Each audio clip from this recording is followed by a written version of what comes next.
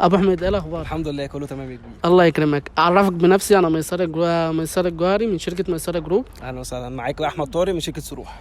طيب انا اعرف ان انتوا عندكم مفاجاه الايام دي في العاصمه، فانا جيت بنفسي اصور من سابقه اعمالكم اللي هي المرحله الاولى بتاعه العماير، وقول لي ايه بقى المفاجاه اللي كنت بتكلمني عليها. بص، هي مفاجاه ان احنا نازلين بالمرحله الثانيه. المرحله الثانيه كلها فيلات. تمام. فدي اميز تقريبا انتوا الشركه الوحيده اللي في العاصمه بطرحين بالظبط. هي دي بقى من ضمن برضو المفاجآت اللي انا بكلمك عليها، ان انا الشركه الوحيده اللي نازله في الار 7 بالونش فيلات. تمام. دي المرحله الثانيه بتاعتي. عندي التايبس كلها للفيلات. عندي من اول ستاند الون فيلا، عندي تو تايبس منهم، الفي 1 وفي 2، وعندي التوين هاوسز وتاون هاوسز تو تايبس. انت كده عندك جميع انواع الفيلات؟ عندي جميع الفيلات طبعا.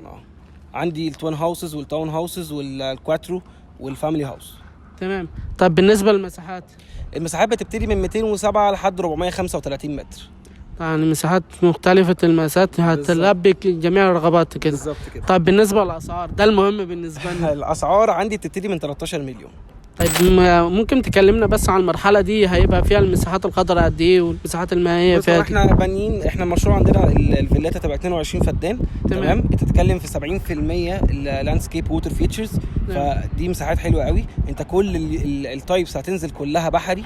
عندك فيه برايفسي لكل يونت. كل يونت هيبقى ليها برايفسي قويه قوي.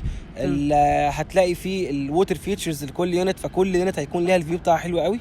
فعندك مشروع مميز، يعني الفيلات هتنزل من مشروع مميز قوي ان شاء الله. طيب انتوا كده هتكون متواجدين طبعا في سيتي سكيب؟ ان شاء الله في سيتي سكيب هنكون متواجدين ونازلين باوفرز حلوه لشركه ميسره مخصوص. طيب ممكن اعرفها دلوقتي ولا؟ والله يعني وكنا عايزينها مفاجأة، بس يعني خلاص ممكن نتكلم عنها. هي تتكلم ان احنا ممكن نقدر نقدم للشركة عندك ان احنا بنتكلم في كاش ديسكاونت يوصل ل 40%.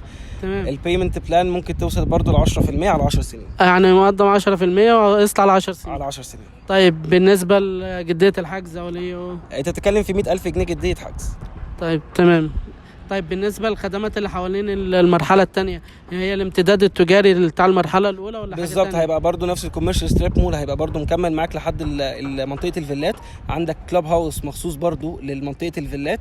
برضو في جامع لمنطقة الفيلات، برضو بيسيرف على الفيلات وعلى الابارتمنتس برضو. طيب تمام. الاستلام هيكون امتى؟ الاستلام هيكون 4 سنين ان شاء الله. ضن. يعني أنا أول واحد أشتري معاكم إن شاء الله.